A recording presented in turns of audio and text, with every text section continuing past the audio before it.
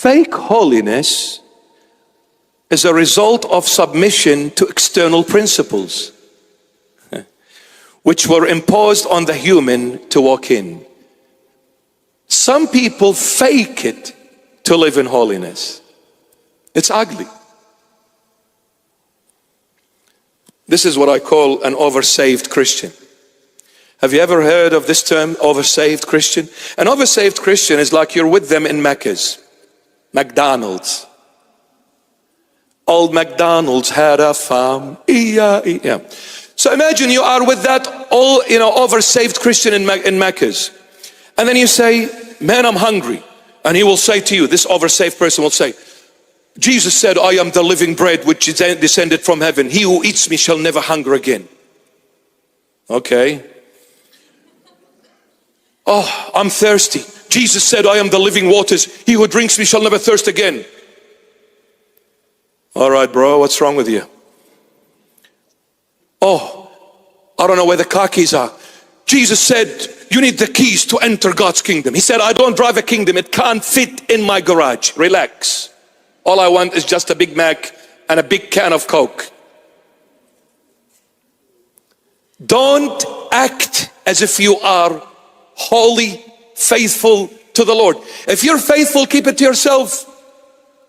Keep it secret between you and your sweetheart, Jesus Christ of Nazareth. You don't blow the trumpet and tell the whole world, hey, I'm here, I'm the Holy One. Well, you're not. That's fake holiness. When you are walking in true holiness, this is God's desire. God works in secret, not in the open. In secrets. The new person, the new human created according to God, in whom all divine principles and standards lie and complete in him. This person is Jesus Christ of Nazareth.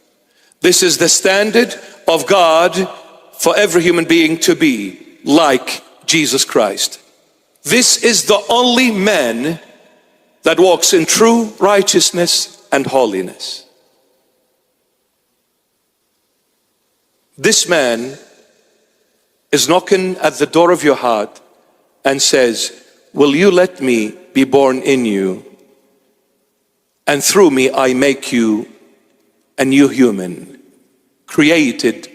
No more laws imposed upon you externally, laying heavily on you, but I'm creating you, and with that creation I have put a set of values and principles that are born in you, and they come out like the feathers come out onto that bird from inside to the outside.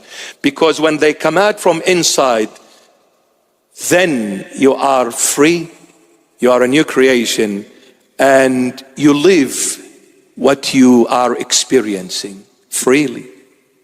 Nothing is imposed.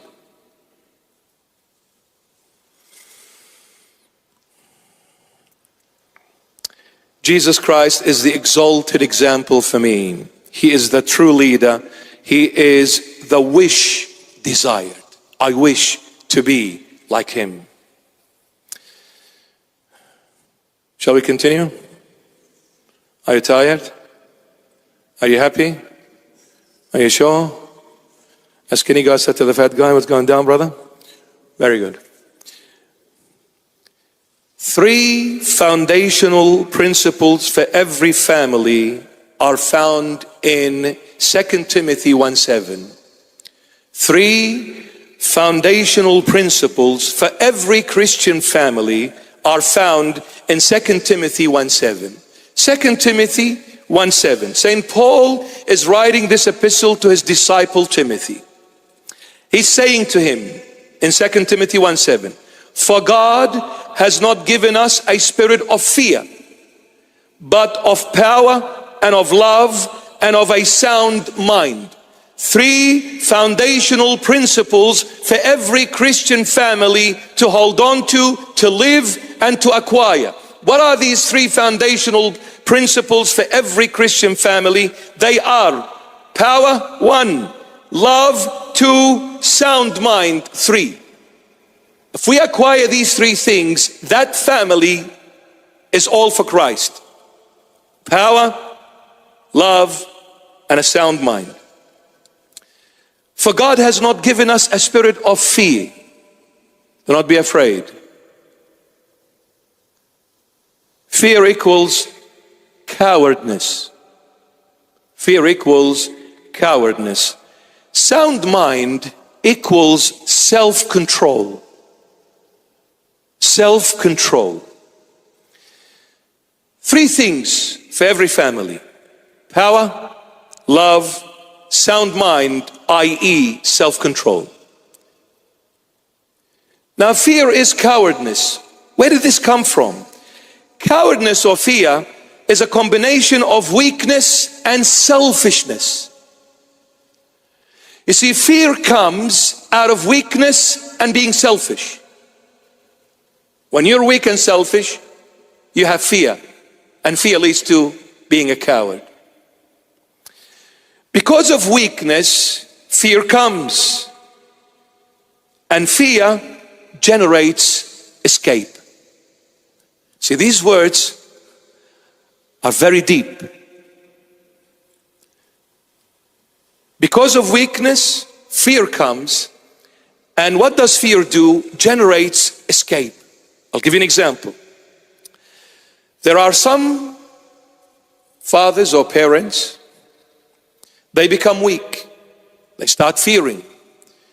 When they start fearing, they end up running away, escape. They escape to spending too much time on Facebook, drinking, gambling, etc. This is my scapegoat. I can't face reality. I can't face the challenges. I can't face all these obstacles in life. I'm fearing for myself. I'm fearing for my children. I'm fearing maybe for my wife. Did you get that one? I'm fearing. So what do? I'm scared now. I'm afraid now. So I'm going to run away. I'll find a way to make me forget my fears. I found it. I'll drink until I'm drunk so I can forget all these thoughts that are haunting me non-stop. Drinking is the solution.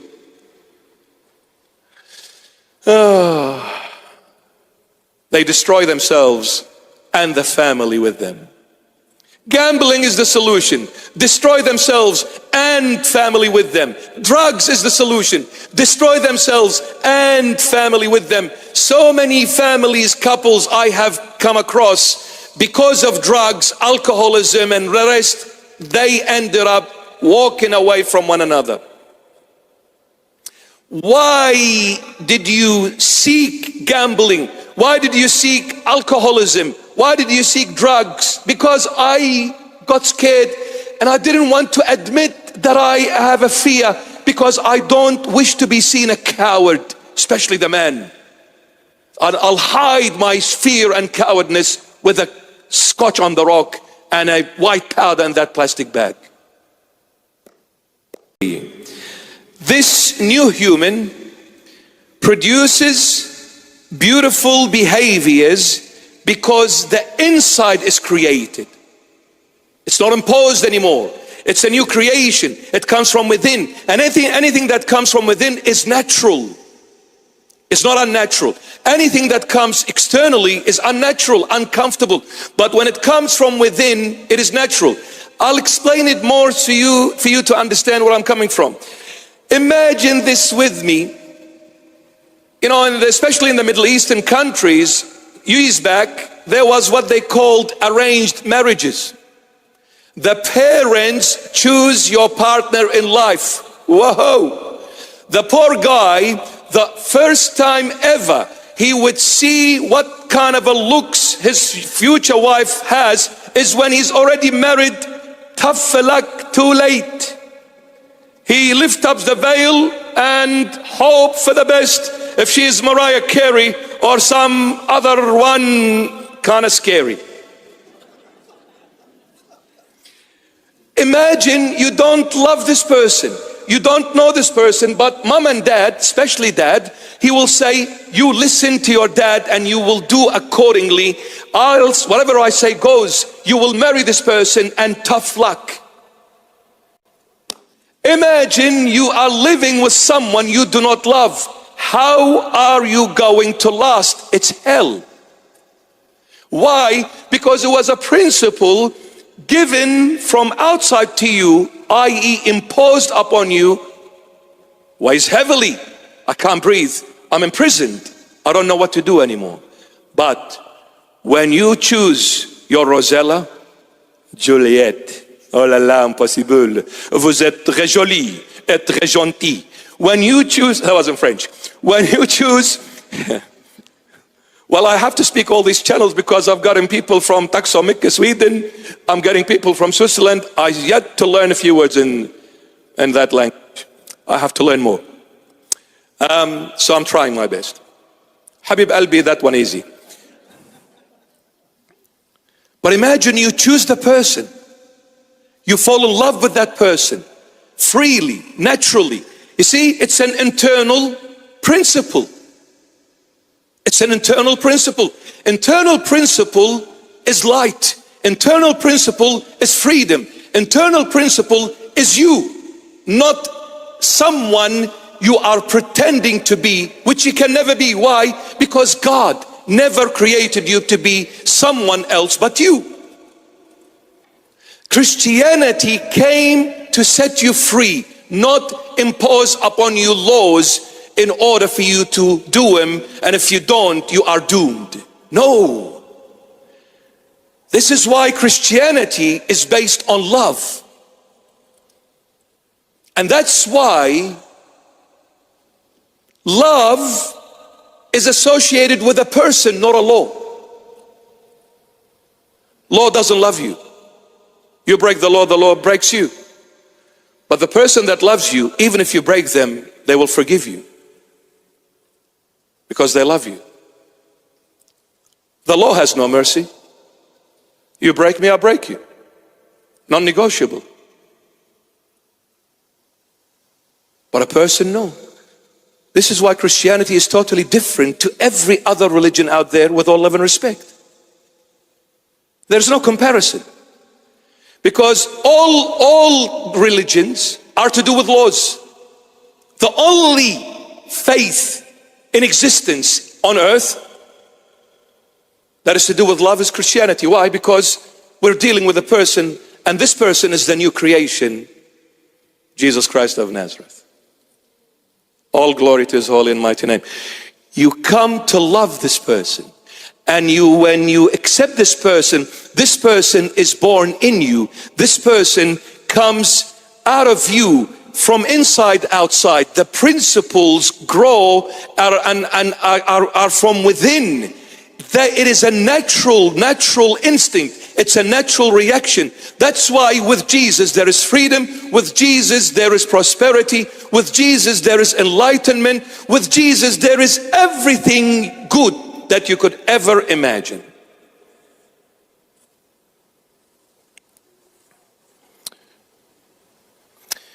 This new human produces beautiful behaviors because the inside is created according to God, according to the divine standards. And what are the divine standards? St. Paul says it, in true righteousness and holiness. This is the standard of this new creation that is created by God. This new man has to be walking in the truth and righteousness and holiness.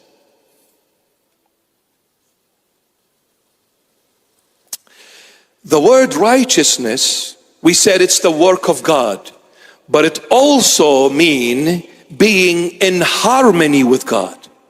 Because every time we do the work of God, we are in harmony with God. What pleases God, if we do something that pleases God, we are in harmony. If we do something that is displeasing to the Lord, there is no harmony. So righteousness is being in harmony with God. True holiness is what God desires from everyone.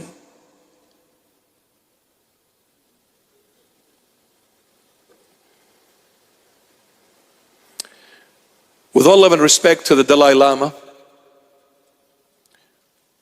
when this person asked this monk, he said, you left the world and the desires of the world to achieve the ultimate. And what is the ultimate? Is to kill desire. That's in Buddhism. What is the ultimate? Is to kill desire. Why? Because according to that faith, and I'm talking with love and respect, I'm just stating facts. Okay, please. Yeah. I've had a couple of stabs. Oh, you can do it maybe, I don't know. But anyway, I mean well. But the ultimate is to kill the desire, because in that faith, in that belief, they think by killing the desire, then and then only you are free. Because desire apparently, according to that faith, brings you down. Why? Because desire chains you, locks you, enslaves you. I have a desire for this, I have a desire for that, I'm not free. Therefore, the moment you kill desire, you are then free. You become like a God. Not realizing desire is a God-given gift. You cannot kill what God has given you. So you are chasing something impossible to achieve. Holiness is God's desire. And with that desire, there is no motivation.